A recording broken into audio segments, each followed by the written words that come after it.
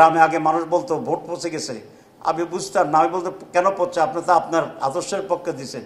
এখন বলি গ্রামের মহিলার কথাটাই সঠিক, কারণ it is not counted, it is not valued, it is not considered. কিন্তু পিআর পদ্ধতিতে আপনি যাই পান সেটাকে ভ্যালু হবে, যোগ হবে, রেজাল্ট দেবে, বেনিফিট দেবে। কেন্দ্র দখলের প্রয়োজন অনুভব করবে না, কারণ কেন্দ্র দখল করে আপনার কী লাভ, আপনি তো না হইতে পারেন, না হতে পারেন, মাস্তান কমে যাবে, টাকার ছড়াছড়ি কমে যাবে, সবই তো সুবিধা। তো যারা চান না তারা অসুবিধাটা বলেন না কেন? যেনতেনভাবে ক্ষমতা যাওয়ার জন্যে হাসিনা মার্কা নির্বাচন বাংলাদেশের মানুষ মেনে নেবে না।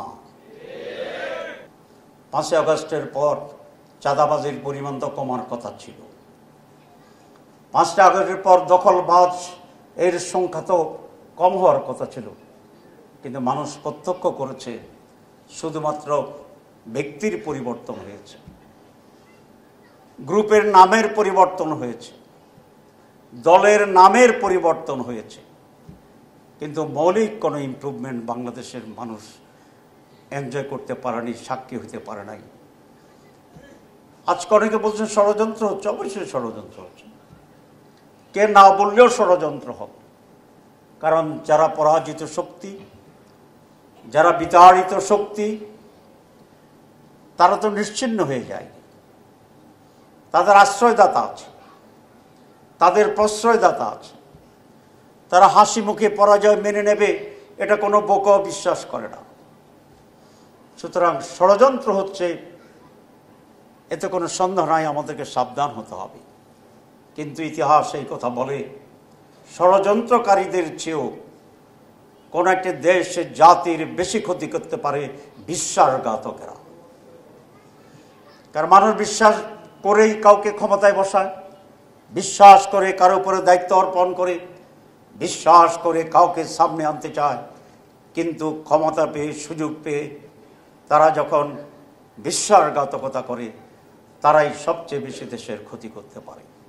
আজ আমার মনে হয় ষড়যন্ত্রকারীদের সাথে যারা জুলাই বিপ্লবের পরে তার সুবিধা গ্রহণের জন্য উদগ্রভাবে নিজেদেরকে নিয়োজিত করছে, সেখানে বিশ্বাসঘাতকতার সেই গন্ধ আমরা খুঁজে পাচ্ছি। তাদের ব্যাপারেও আজকে আমাদের জাতিকে সাবধান করতে হবে।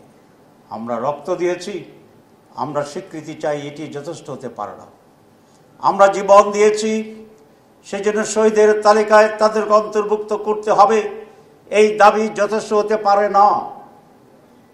যারা পঙ্গু আছেন, বঞ্চিত আছেন, তাদের সুচিকিৎসা করতে হবে, ক্ষতিপূরণ দিতে হবে, এই দাবি আমাদের জন্য যথেষ্ট নয়। বরং আমাদেরকে এটা নিশ্চিত করতে হবে, আমরা বারবার লড়াই করতে চাই না, আমরা বারবার 52 চাই না, আমরা বারবার 75 চাই না, আমরা এরশাদের বিরুদ্ধে যে আন্দোলন করেছি এরকম আন্দোলন বারবার চাই না। আমরা হাসিনার পতনের জন্য যে সংগ্রাম দিয়েছি, যে সংগ্রাম করেছি এবং লড়াই করেছি, সেটা বারবার আসুক, এটা আমরা চাই না। আমরা চাই এটা এখানে শেষ হতে হবে, ষড়যন্ত্রকারীদের দাঁত ভেঙে দিতে হবে, বিশ্বাসঘাতকদেরকে চিহ্নিত করতে হবে এবং তাদেরকে যেখানে যে দায়িত্ব আছে সেখান থেকে অপসারিত করে এবারেই যেন বাংলাদেশের মানুষের জন্য একটি চূড়ান্ত সময় হয়, যেখানে আমরা সত্যিকার রিফর্মস পাবো, সত্যিকার নির্বাচন পাবো, সত্যিকার গণতন্ত্র পাবো, সত্যিকার জনপ্রতিনিধি পাবো, সত্যিকার সমৃদ্ধ উন্নত বাংলাদেশ পাবো। এবং সেই জন্যই আমরা সংস্কারের দাবি তুলছি। আমরা সংস্কার করার জন্যে একসাথে বসে ঐকমত্যে পৌঁছার জন্য চেষ্টা করছি, অনেক বিষয়ে আমরা কাছাকাছি আসছি। একটি দল বলছেন, আজকে দেখলাম খবরে, যে আমরা তো সংস্কার সব মানি, সুতরাং আমরা চার্টারে সাইন করে ফেলবো, কোনো অসুবিধা নাই। মনে হয় তারা খুবই সংস্কারের জন্য অস্থির আছেন এবং সব ভালো মানুষ দোয়া তুলসী পাতা। তার বক্তব্যটা হচ্ছে এরকম, আমরা ছোটবেলা থেকে যেটা শুনেছি, আমি সালিস মানি, তাল গাছ আমার ভাগে থাকতে হবে। এটা আপনারা শুনছেন? ওনারা বলছেন সংস্কার মানি, কিন্তু ওনারা এটাকে আইনগত ভিত্তি দিতে চান না। তো এটা যদি আইনগত ভিত্তি না থাকে তাহলে ওনারা বলছেন যে আমরা ওয়াদা করছি, আমরা ওয়াদা ভঙ্গ করব না। এবং ওয়াদা যে ওনারা ভঙ্গ করবেন না, এই ব্যাপারে ওনারা ওয়াদা করতে রাজি আছেন।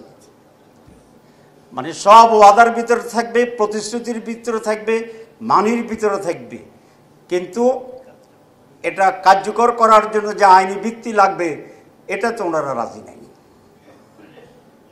ওনারা মনে করে বাংলাদেশের মানুষকে এরকম একটা কথা মেসেজে টেলিভিশনে বলে দিতে পারলেই মানুষ এটা মেনে যাবে। জিয়াউর রহমানের সময় একবার গণভোট হয়েছিল, দুইবার অধ্যাদেশ জারির মাধ্যমে ওনার প্রেসিডেন্টকে লিগ্যালাইজ করেছেন উনি, ঠিক কিনা?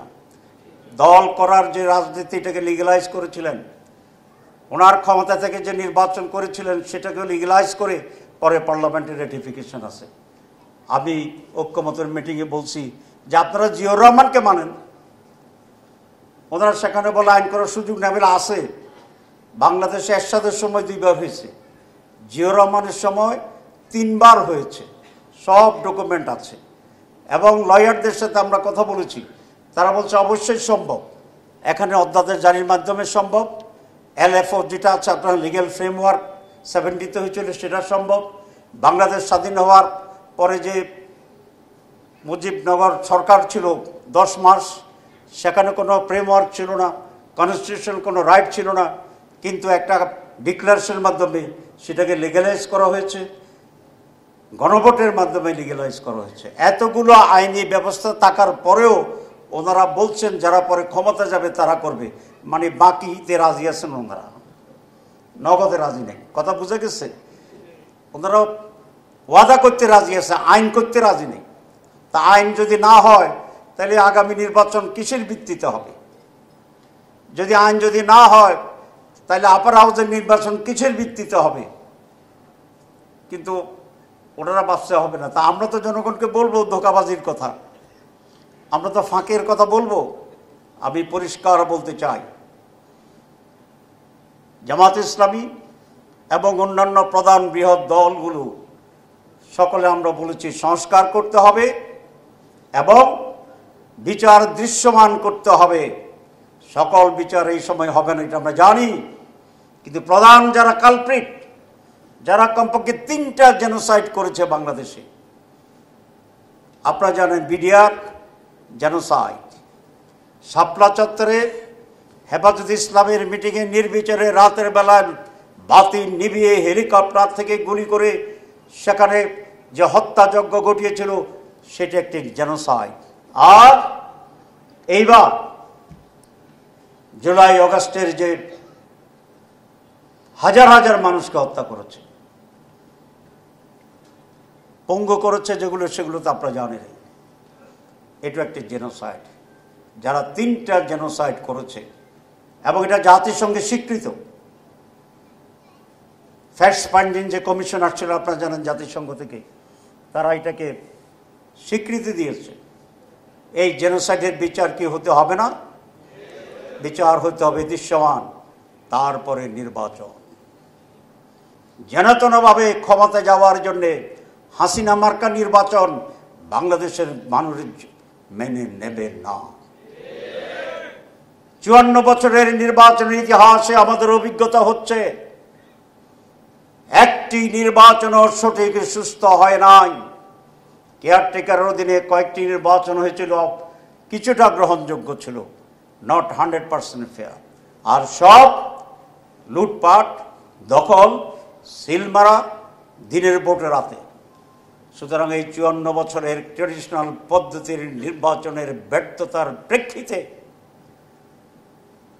নতুন এক্সপেরিমেন্ট করব আমরা এবার, সেটা হচ্ছে পিআর পদ্ধতিতে, প্রফেশনাল রিপ্রেজেন্টেশন। আপনি 51 জন ভোট পাইছে, একজন ফেয়ারলি যদি দিতে পারি, আরেকজন 49, যে 49 পাইছে তারটা কি হয়? 0।